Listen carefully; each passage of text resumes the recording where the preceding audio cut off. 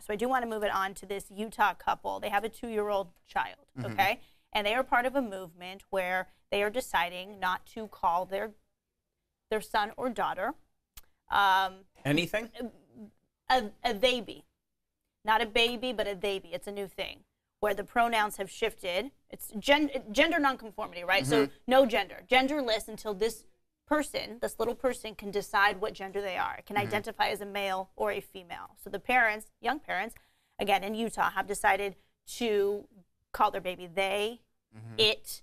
Those are the different pronouns. So I'm pulling up the story now because it was in the New York Post. And the parents' names are Kyle and Brent Meyer. They're part of a gender creative parenting movement. And again, they've decided to raise their child, who they've named Zoomer, in a gender neutral environment. So what are your thoughts on this? You know, in 2018, when I look at these parents, pretty hip looking parents, I want to pull up the picture here. We can zoom in. I don't know if you guys have it up. There we go. Yep, it's full screen. It's up there. Okay, it's full screen. But you see, young family, you see the baby there, and some people will say, you know, in our culture, we want to put a label on people, like, oh, he has long hair, therefore it's a girl, or long hair, but it's wearing all dark colors, therefore it's a boy with long hair. But why can't the baby be a they be? I had this dropped on me about 6 months ago by my daughter. Really? Who has a friend. Okay. And her friend, who's female, is now LGBT. And so I part of the LGBTQ community. Yeah. Right. And she says that's referred to as they. And so I was like, oh, tell me more about this, because I haven't heard this description. And this is what you're talking about now, Megan, I think, in they, some way. them, or there are the pronouns. Correct. Yes. So the things you learn from a 15-year-old, my daughter, because in high school, there's discussion about everything. And so if you can't learn from the, what's that? So one more time. We're getting Z and Zer. Z and Zer. Z, Zer, they are kind of the most the common. pronouns? Yeah. Okay, this is Lily and Luciano. So by instead the of way. he or she, it's Z. Well, it's non-binary gender. Come to the mic. Come to the mic. There was a law that passed last year to add a third category to licenses. So we did a story about the non-binary genders. I'll put it up on Facebook so everybody can become familiar about these other pronouns. So we make sure that we don't leave one out. Exactly. Or miss. What is it called? It's like misrepresent the wrong pronoun. Yeah. And that's like an insult to somebody who doesn't go by the pronoun that. Well, that's someone who identifies as a she, and someone constantly calls me a he. It's like, exactly. I'm a she. So someone who is gender non-binary, I'm not a he or a she. I'm a they. Exactly. Or Z or Zer. Do we know what's the difference between they and Z or Zer? You can pick it. You know, it's what you're more comfortable Z, with. Instead of being like they, which is usually a handful of people. Exactly. Got it. Exactly. So I'm Z. If you're more comfortable having a singular kind of pronoun, but non-binary, neither she nor he. Yeah. I met and interviewed somebody who goes by Z. And the whole explanation is going to be on my Facebook page. Oh, a little tease. And the baby's name is interrupting Zoomer. on my way back from No, the that's good. That's the whole point. It's inclusivity here. Yes. And it's all about inclusivity. I see nothing wrong with this. I'm a huge thank you, Lilia. Lilia Luciano, go find her on her Facebook page. She was posting that story. But I'm an ally of the LGBTQ community. And I actually this week had a friend contact me and came out to me as transgender. And they said... Were you surprised? I was very surprised. Okay. I was very surprised. But my first reaction was, wow. Thank God you're able to live your most authentic life now. You know, being someone in your late 30s, I think I'm sad that you've gone this long. And I, as someone who's a strong ally of the community, never could recognize that, but they're slowly getting in and they're going to be transitioning. And before they made the full transition, they wanted to let me know, which I respect and I love, and I feel grateful that that happened, because the conversation, I said, may I ask what your sexual orientation is? You know, are you, which means, right, who are you attracted to when you say sexual orientation? So are you currently a man who's gay? Are you a man who's straight? Because all along I thought you were a man who's straight. I mean, there's a lot that happens, so it's me doing my research to be able to ask the right questions. Who will you become and what will her name be? Gives me the name. I'm like, okay, so it was a very fluid conversation. Thankfully, in 2018, I'm able to have that conversation, and this man is able to say, hey, I'm going to be a woman soon, and we can have that conversation. So I am for these parents who are doing this because they think it's what's best for their child. I would never say, hey, that's not the way to parent. That's what they feel. Maybe they have experiences, or maybe they see something with their own child, and this is the way to ease the child into feeling more accepted in their environment. And it's a thing now, and I think this story just brings the conversation to fruition, because if we're not having the conversation, then it seems so jarring when you're out there like, oh, these weird people calling their baby they or them or Z.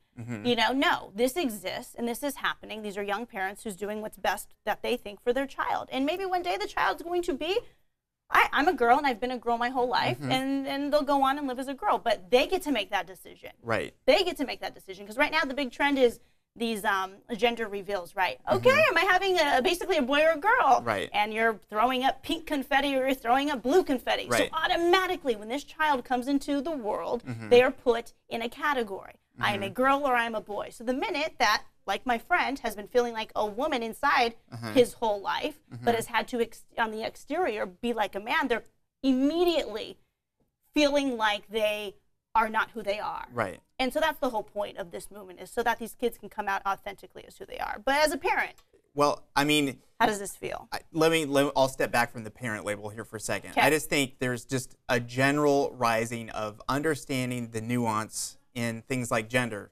I mean, you know, not too long ago, it was very simple, and we decided to make it simple as a society, that this is how it's going to go down. Yeah. Then you have millions of people that are caught in debating back and forth, trying to fit in, and it just didn't work. So here we are now, where there's many more categories. I know if you're new to hearing about things like this, like Z, it's uncomfortable, literally, you don't get it. I'm 39, it's the first time I ever heard that, okay? Right, so right now with Lilia. So we're all learning things. I think the one basic thing is, this may be inherently wrong to you, or confusing, or doesn't make sense, or you want to immediately put some sort of label or reaction to it.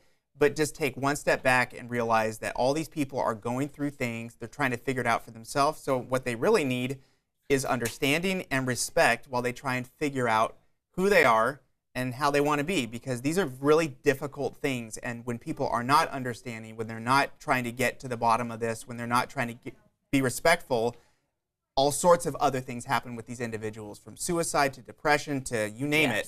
So if you've got a loved one that is going through this process, give them time and respect, and it may not make sense to you, but it's very important to them. Right, absolutely. There are a lot of comments coming in. Linda Nunez, wow, okay, with a question mark. Yeah, David Fleming, it ain't a vote, judgment, or multiple choice. Get a grip. Jessica Downey, I am also an ally, bisexual myself, have a gender fluid sister, hate gender reviews. However, I have seen the adverse effect of raising a little boy to me gender fluid when they are in fact not. The little boy has massive aggressive behavior and has social issues as well. So I'm going to read that again. I have seen the adverse effect of raising a little boy to me gender fluid, to be, I think is what she's trying to say, gender fluid when they are in fact not. So I guess the opposite side, if you give them too many options, how are they supposed to know what they are? Yeah, and they're probably extremely young too. It's a confusing time. Right. So little girl, I mean, this little, little boy or girl is 2 years old. They are 2. Yeah. Okay, so then where do you stand, Walt?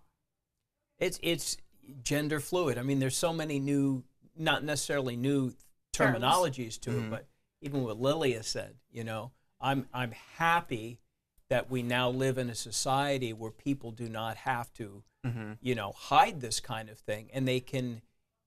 You know, there are centers and places to go with other people, like-minded people, who will say, hey, went through it, here's how I went through it, and you have communities with which to help each other. I mean, that never existed before. Never. And the fact that your daughter was able to come home and confidently, it was like confidently nothing. throw out, he, she, or they. Yeah, they. And I'm like, oh, okay, tell me more about that. It was almost like she was reading a lunch menu. It was so comfortable and common to her to have had friends like that. And this is to the kids today. Yeah. There's no adjustment period. This is how they've grown up. We're all thinking, wow, you know, there's new and there's a terminal. Yeah. To them, it's like, it's always been this way. They don't know any different. Which, thank goodness we are here, because for that next generation, I have never seen. I went back to my high school recently, and there were more boys and girls who were out of the closet, if you will, living their very best life. And when I went to that same high school 10 years ago,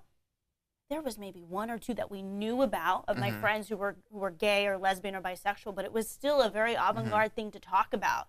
And now I saw that and I thought to myself, wow, in a decade, this is how far we can come, but still so much further we can go, because there is still that generation, you know, like my grandmother who just doesn't quite get it all. I wouldn't expect Grandma Lola to understand that. She's a product of her years. The 30s. She was born in 32. Yeah, so that's all good too. Right. You know, but she gets it now. You know, it's taken a couple years, but and we're all human. We all agree on the same things. We all love queso. We all think the traffic is too bad, parking is too expensive, the rent is too damn high. I can go on and on. Wow. But as humans, as humans, we can all agree on some stuff. Yeah, we can agree at the end of the day. We can agree that our time is up here. Walt's going, Rob throwing out queso and smog.